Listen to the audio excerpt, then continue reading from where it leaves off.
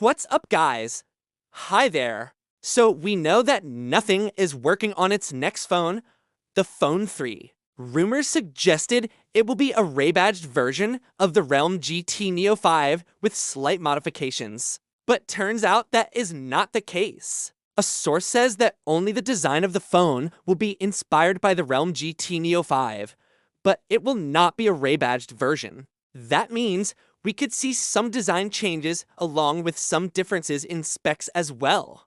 The report also mentions that Nothing is gearing up to launch to phones on July, which are the Nothing Phone 3A and 3A Pro. We have a fair share of information about the Phone 3A Pro, but the regular 3A is still a mystery. So let's talk about both the phones, starting with the 3A Pro. First, here are the full specifications of the Phone 3A Pro. It will have a 6.7-inch OLED display with a 120Hz refresh rate and 2400 by 1080 resolution. Under the hood, it will have the Snapdragon 7 Gen 2 or the Dimensity 8300 Ultra chip.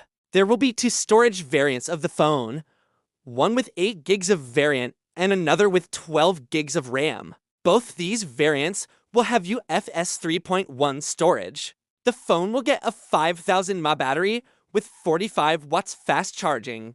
On the rear, we'll have a dual camera setup with a 108 megapixel primary camera and an 8 megapixel ultra wide camera.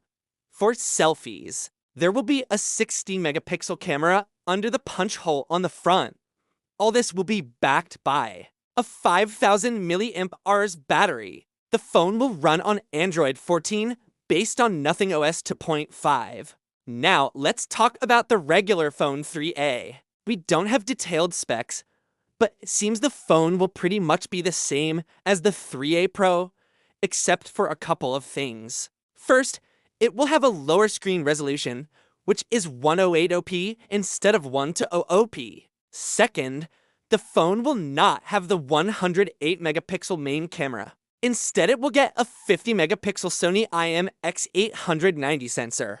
The IMX890 is a decent mid-range camera sensor from Sony. It's the same sensor Xiaomi used on the Redmi Note 12 Pro and 12 Pro Plus. It can take good photos in most lighting conditions, and it is definitely better than a 108 megapixel sensor we have on the 3A Pro.